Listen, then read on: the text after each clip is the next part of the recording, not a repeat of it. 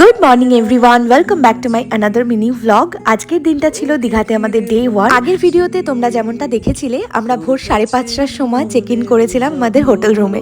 গতকাল রাতে তো আমাদের অনেকটাই জার্নি হয়েছে, তো রুমে এসেই ফার্স্টেই ফ্রেশ হয়ে দেন আমরা একটুখানি রেস্ট নিয়েছিলাম। 2 ঘন্টা মতন ঘুমিয়ে গেছি। বাবি তো আমাদের আগেই ঘুমিয়ে গেছিল, তো ঘুম থেকে উঠে এখন করে নিলাম ব্রেকফাস্ট। আর আজকে ব্রেকফাস্টের মেনুতে ছিল লুচি, আলুর তরকারি, ডিম সিদ্ধ আর চা। ব্রেকফাস্ট কমপ্লিট করে আমরা রেডি হয়ে বেরোচ্ছি এখন সি বিচে যাওয়ার উদ্দেশ্যে। আগের বছর ফ্যামিলি সকলে মিলে যখন দীঘাতে এসেছিলাম তখন কিন্তু রুমে গিয়ে আর রেস্ট নিইনি, একবারে চলে গেছিলাম সি বিচে। এর আগে যতবার আমরা দীঘাতে এসেছি প্রত্যেকবারই ওল্ড দীঘাতে স্টে করেছিলাম, বাট এই বছরটা আমরা ভেবেছি নিউ দীঘাতে থাকবো। তো নিউ দীঘাতেই আমরা রুম নিয়েছিলাম আর তারপর চলে এসেছিলাম নিউ দীঘা সি বিচে। আকাশে তো একদম রোদ ঝলমল করছে, প্রচণ্ড গরম ছিল। আসলে আমি এক্সপেক্টই করিনি যে ডিসেম্বরের ঠান্ডাতেও সকালের দিকে এতটা পরিমাণে গরম থাকতে পারে। তো আমরা চলে আসলাম একটু ডাব খাওয়ার জন্য।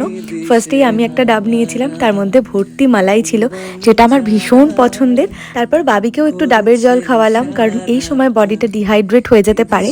আর সি বিচের ধার থেকেই বাবি কিনেছিল বল, আর আমি নিয়েছিলাম পেয়ারা মাখা। সি বিচ থেকে রুমে এসে দেন বাবিকে স্নান করিয়ে আমিও স্নান টান করে ফ্রেশ হয়ে নিয়েছি। এখন যাচ্ছি আমরা লাঞ্চ করতে।